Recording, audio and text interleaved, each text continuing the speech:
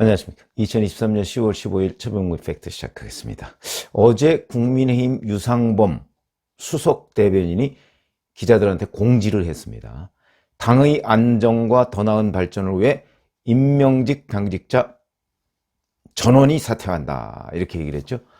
임명직 당직자라 하면 이철규 사무총장, 박성민 전략기획부총장, 배현진 조직부총장, 박대출 정책위 의장, 박수영 여의도 연구원장, 강대식 지명직 최고위원, 그 다음에 유상범, 강민국 수석 대변인을 비롯한 대변인단, 뭐 이런 사람들이 이제, 그러니까 대표와 원내대표를 제외한 전원이 되겠죠. 자, 근데 이 사람들을 임명한 사람은 김기현 대표입니다. 결국 원내대표는 의원들이 선출한 거니까 김기현 대표 자기만 빼고 다 사퇴했다, 이런 얘기가 되는 거죠. 그래서 어느 그 매체를 보면 김기현 대표 제외하고 당직자 전원 사퇴 이렇게 돼 있습니다. 그게 의미하는 게 뭘까요? 왜 김기현 대표 본인은 제외하지? 이런 뉘앙스를 품고 있다고 보면 된다. 자, 그러면 이게 그 서울 강서구청장 보궐선거의 대참패가 정말 임명직 당직자들의 책임이냐? 굉장히 중요하죠. 책임의 무게를 따져서 책임이 큰 사람 순서대로 뭐 사퇴를 하든가 뭐 마음을 고쳐먹든가 뭐 이렇게 해야 되는 거 아닌가요? 그렇게 보면 이 책임의 무게는 누가 따질까요, 과연?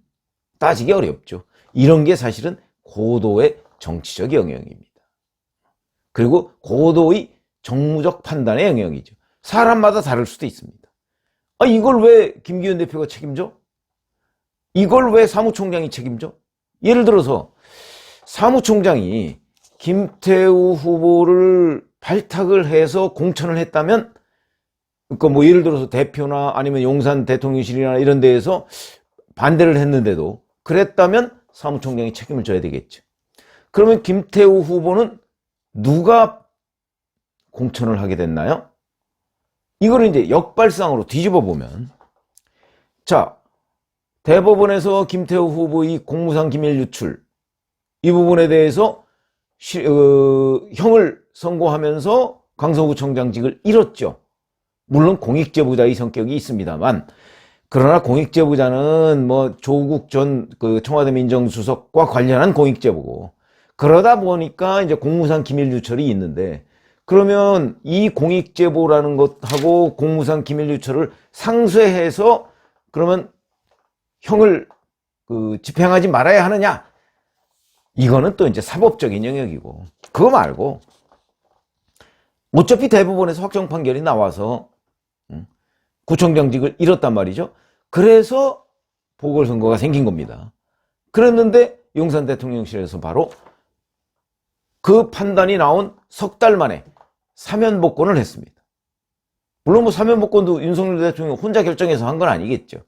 그러나 용산 대통령실에서 정무적 판단을 통해서 김태우 후보를 사면복권을 했다. 그 메시지가 뭐겠습니까? 10월로 예정된 보궐선거에 출마시켜라, 이런 거 아니겠습니까? 만약에 사면복권이 없었다면 오늘날 이런 문제 없었겠죠? 그리고 만약에 사면복권을 시키더라도 그래도 10월에 출마시키는 거는 좀 부담이 되니까 다음번 뭐 예를 들어서 내년 총선 강서 거기 뭐 후보자들 마땅치 않으니까 거기에 출마시키는 게 어떻겠느냐, 뭐 이렇게 당하고 의견 조율을 했다면 이런 일이 벌어지지 않았겠죠. 저는 여기까지가 용산 대통령실의 책임이라고 봅니다. 그 다음에 당에서 이제 곧바로 뭐 공천 절차에 진행하지 않았습니다. 아마 여론을 좀 지켜보겠다 뭐 이런 걸로 보였는데, 만약에 김기현 대표가 당규에 있는 대로 무공천을 했다. 당규에 있거든요. 보궐선거를 유발한 경우 무공천한다, 이게 있거든요. 그 당규를 그냥 따른다 라고 했다면 뭐 이렇게 여기에서 국민의힘 후보 자체가 없으니까, 그러면 뭐 민주당이 당선이 되더라도 부담이 없죠. 우리는 당규를 지키는 정당이다, 이렇게 이제 국민 앞에 설명을 할 수 있는 거거든요. 뭐 실질적으로야 어떻든 간에. 그런데 국민의힘 인지도가 훨씬 높은 김태우 전 구청장이 뭐 법원의 확정 판결로 구청장직을 잃었다는 건 분명하지만 인지도는 가장 높습니다. 다른 사람보다 훨씬 높죠. 거기 경쟁자였던 뭐 김진성인가요? 그 사람보다 인지도가 훨씬 높죠. 그러다 보니까 경선을 붙이면 김진성 후보가 김태우 후보를 따라갈 수가 없습니다. 결과 뻔히 알면서 경선을 붙여서 김태우 후보를 공천했다. 그 다음에 선거운동 과정에서 민주당 프레임인 윤석열 정부 심판론, 여기에 휘말려서 총력전을 전개했다. 심지어는 지방에 있는 당원들까지 다 불러 올려서 강서구청장 그 선거운동 현장에 쏟아부었다. 그 사람들이 무슨 그렇게 선거운동을 하겠습니까? 이게 바로 판을 너무 키웠다. 이거는 민주당 프레임인데 여기까지가 아마 김기현 책임론일 겁니다. 그러면 임명직 당직자들의 책임은 뭐가 있느냐? 용산 대통령실의 메시지와 김기현 대표의 방침대로 임명직 당직자들은 사무적 절차를 저는 진행했다고 봅니다. 뭐 그것도 책임이 없다고 할 수는 없지만, 그러나 그거야말로 시키는 대로 한 거 정도가 아니겠는가. 그러면 책임을 따지자면 이 역순으로 책임을 물어야 되는데, 대통령이 이걸 책임지고 뭐 사퇴할 수는 없는 거죠. 그러다 보니까 대통령을 제외한 다른 사람들이 책임을 져야 된다. 당내에서 당장 임명직 당직자 다 사퇴하니까 궁시렁궁시렁 소리, 언론에 보도된 걸 종합해보면 이런 겁니다. 누구도 책임지는 사람이 없다. 이 얘기는 임명직 당직자 사퇴했다고 그게 책임이냐? 이런 뜻을 내포하고 있는 거고, 뾰족한 쇄신책도 없다. 이건 김기현 대표가 뭐 분골쇄신 그런데, 그러면 이번 그 보궐선거 과정에서 분골쇄신 안 했나요? 분골쇄신을 했는데도 대참패를 하지 않았습니까? 이런 생각을 당원들이 가지고 있는 거죠. 무슨 쇄신책이 있냐? 김기현 대표가 최고위원하고 당직자들 1대1 면담, 그래서 면담에서 무슨 대책이 나왔죠? 앞으로 그러면 미래 비전 무슨 혁신, 그 혁신이 만들어서 뭐합니까? 혁신이 만들어서 성공한 케이스가 없습니다. 다른 정당도, 민주당의 경우에도. 이러다 보니까 어제 홍준표 대구시장, 물론 뭐 김기현 대표하고 굉장히 사이가 안 좋으니까 이제 일부러 그랬을 수도 있지만 어쨌든 그렇게 틀린 얘기는 아닌 것 같다. 페이스북에다가 패전의 책임은 장수가 지는 것이다. 이렇게 얘기를 했고, 부하에게 책임을 묻고 꼬리 자르게 하는 짓은 장수가 해서는 안 될 일이다. 자, 윤희숙 전 의원, 뭐 이게 다 빅마우스들입니다. 국민의힘에. 여기도 페이스북에다가 보선 다시 하게 만든 당사자를 출마시키는 결정에 제대로 반대 의견을 내지 않은 정당 지도부가 무슨 리더십을 갖겠냐. 말리고 반대해야 할 자리에 있었음에도 불구하고 용산의 뜻이라며 우리 우려들을 잠재웠던 인사들은 모두 선거 책임의 중심이다. 틀린 말 하나도 없죠. 자, 제가 오늘 이제 이례적으로 목소리를 낸, 왜냐면 이 사람들은 홍준표, 윤희숙 이런 사람들은 뭐 빅마우스들입니다. 시시콜콜한 정치 현안에 관해서 다 이런저런 논평을 해왔던 사람인데, 이런 데에 대해서 별다른 논평을 안 하거나 아니면 논평을 해도 굉장히 신중하게 해서 기사에 오르내리지 않았던 인물 있습니다. 최재형 의원이죠. 저는 뭐 최재형 의원이 지금 국회의원을 하고 있나? 뭐 이런 생각도 했던 적이 있는데 어제 페이스북에다가 글을 올렸습니다. 강서구청장 선거 결과가 국민의힘에 들려주는 목소리는 분명하다. 이대로는 안 된다는 것이다. 임명직 당직자 사퇴는 국민의 눈높이에 맞지 않는다. 여기까지만 얘기했네요. 그러면서 국민이 내린 사약을 영양제나 피로회복제로 생각해서는 안 된다. 자, 그러면서 오늘 오후 4시에 국민의힘이 뭐 긴급 의총을 한다고 합니다. 그 의총에서 뭐 무슨 얘기 할까요? 쇄신하고 잘해보자 뭐 이런 얘기 할까요? 지도부 책임론도 일부 얘기를 할 겁니다. 그럼 지도부 책임론의 지도부의 정점에 있는 사람은 김기현 대표입니다. 김기현 대표가 주재하는 대책회의, 거기서 무슨 얘기가 나올까? 제일 중요한 거는 최재형 의원이 얘기했듯이 국민 눈높이죠. 국민 눈높이. 만약에 지금 현재 임명직 당직자를 사퇴한 것에 대해서 일반 국민들이, 당원 빼고 일반 국민들이 뭐 그 정도면 그리고 그 정도에서 앞으로 새 출발을 하면 그럼 되지 라고 판단을 한다면 그러면 말끔하게 이 보선 패배의 리스크가 없어지는 겁니다. 그렇죠? 그러나 과연 그렇게 될까? 이걸 이제 아무도 자신 못하는 거죠, 지금. 여권에서 누구도 그 정도 가지고 될 거야. 여기에 홍준표, 윤희숙, 최재형 이런 사람들이 나서서 이런저런 얘기, 그 다음에 당내에서 익명으로 궁시렁대는 얘기, 이런 것들이 다 그게 명확치 않기 때문이에요. 그거는 정무적 판단이죠. 만약에 김영삼 전 대통령이었다면 어떤 결정을 내렸을까? 김대중 대통령이었다면 어떤 결정을 내렸을까?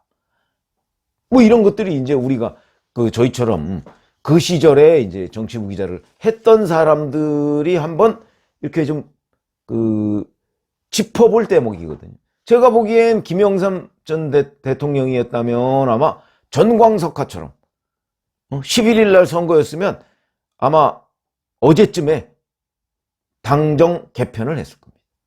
책임 있는 사람, 대표 바꾸고 사무총장 바꾸고 그 다음에 정부 쪽에 이거 가지고 정부 쪽까지 바꿀 상황은 아닌 것 같은데 예를 들어서 바꿔야 된다면 정부 쪽에 핵심 인물 한둘 책임지우고 그렇게 해서 국면을 쇄신 국면으로 이끌고 가고 그러면 이제 일반 국민들이 보기에 책임 있는 사람 싹 바꿨네? 그러면 이제 뭔가 하겠네? 라고 생각을 하도록 만드는 정치적 테크닉을 발휘하겠죠. 김대중 대통령이었다면 아마 김영삼 대통령보다는 조금 속도가 느리지만 역시 당은 개편을 했을 것이다.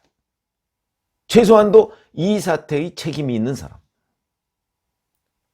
그렇게 생각이 드는데 지금 윤석열 대통령은 어제 보니까 차분하게 변화 이렇게 얘기하는 거 보니까 급격한 변화는 만들어내지 않겠다 이런 걸로 보이는데 그러면 용산 대통령실이 그런 입장이라면 당이라도 뭔가 급격한 변화 내지는 국면 전환을 만들어내야 되는데 대표 건재하고 원내대표 건재하고 그리고 실무자격 별 책임이 있어 보이지 않는 실무자격만 다 사퇴를 했다. 이게 과연 국민 눈높이에 맞느냐? 저는 최재형 의원이 얘기했듯이 국민 눈높이에 맞지 않는다고 봅니다. 최재형 의원은 어느 기자하고 통화해서 죽어야 산다 이렇게 얘기를 했더군요. 그러면 죽어야 산다라는 뜻이 뭘까? 전면 개편이죠. 저는 그렇게 봅니다. 그래서 지금 현재의 이런 정도의 수습책 이거를 가장 중립적인 관점에서 본다면 국민의힘의 관점에서 보지 말고 가장 중립적인 관점에서 본다면 국민의 눈높이에 아마 턱도 없이 모자랄 것이다. 저는 그렇게 보고요. 우리가 과거 어제는 제가 이제 성공한 회생 이런 거를 몇 차례 말씀을 드렸다면 우리 실패한 회상이 훨씬 더 많습니다. 비대위원회, 혁신위원회, 무슨 이런 것들 만들어서 했지만 대부분 다 실패했습니다. 성공한 경우가 별로 없죠. 가장 가까운 게 바로 이재명 대표가 민주당의 자기 대표직 유지하면서 김은경 혁신위원회라는 거 만들었다가 대실패를 했죠. 그런 게 왜 실패했을까요? 가장 큰 책임이 있는 사람이 이재명인데 그런데 어디 엉뚱하게 문의만 바꿔서 뭘 하려고 하다가 그 사람의 정치력 부족으로 결국은 좌절하고 말았죠. 그런 것처럼 실패한 회생이 훨씬 많습니다. 그렇게 본다면 지금 국민의힘 내에서 벌어지고 있는 이런 것도 결국 최재형 의원이 말했듯이 국민 눈높이를 맞추지 않으면 성공할 수가 없는 거다. 국민 눈높이에 대해서 각자의 의견이 다르지만 적어도 이런 때 이제 여의도 연구원 이런 데에서 여론조사나 이런 걸 통해서 국민 눈높이가 과연 어디에 있을까? 이런 거에 대한 정부적 판단을 해서 그거를 용산 대통령실이나 이런 데에서 받아보고 지금 이 정도 가지고는 턱도 없겠다.